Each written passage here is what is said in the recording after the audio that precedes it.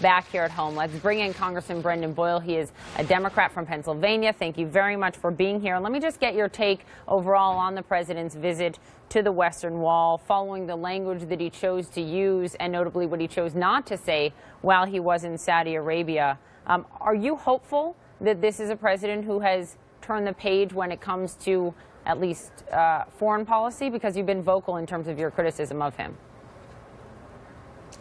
No, I'm really not, and I say that not out of any sense of partisanship, but real concern that this president is completely out of his league when it comes to foreign policy. I mean, just a couple months ago when Bibi Netanyahu was visiting Washington and President Trump and the Prime Minister had a joint press conference in the White House, a reporter asked the president if he supports the two-state solution, something that has been a cornerstone of U.S.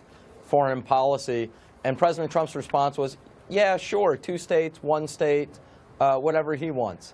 So far, there's been no indication whatsoever that President Trump has what it takes on the foreign policy stage. All right, but to be fair here, and you're right, he did say, you know, I'm open to a 2-state or a 1-state solution, which confounded a lot of people.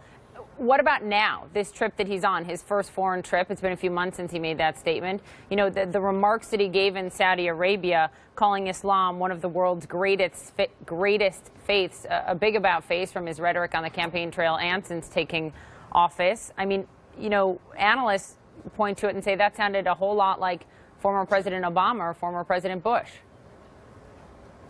Well, certainly, if you use as the benchmark what President Trump said as a candidate last summer when he said Islam hates us, then yes, it is a dramatic improvement. However, if you use as the benchmark performance of previous presidents, whether it was George W. Bush and Ronald Reagan or Barack Obama and Bill Clinton, the idea that we would have a president of the United States go to Saudi Arabia and not even mention once the importance of human rights, and it's not just the president, other members of his administration, especially the Secretary of State, have signaled that we are now de-emphasizing human rights. We're the United States of America. That would be a historic first and something that would, frankly, I think, shame previous presidents of both parties. So my concerns remain. His rhetoric is certainly better than the awful rhetoric of the campaign, but compared to previous presidents, it's still quite alarming. Congressman, what would it take for you to call this foreign trip, at least the 2 first stops of significance when it comes to peace in the Middle East and the common foe being Iran, between Israel, Saudi Arabia, the United States?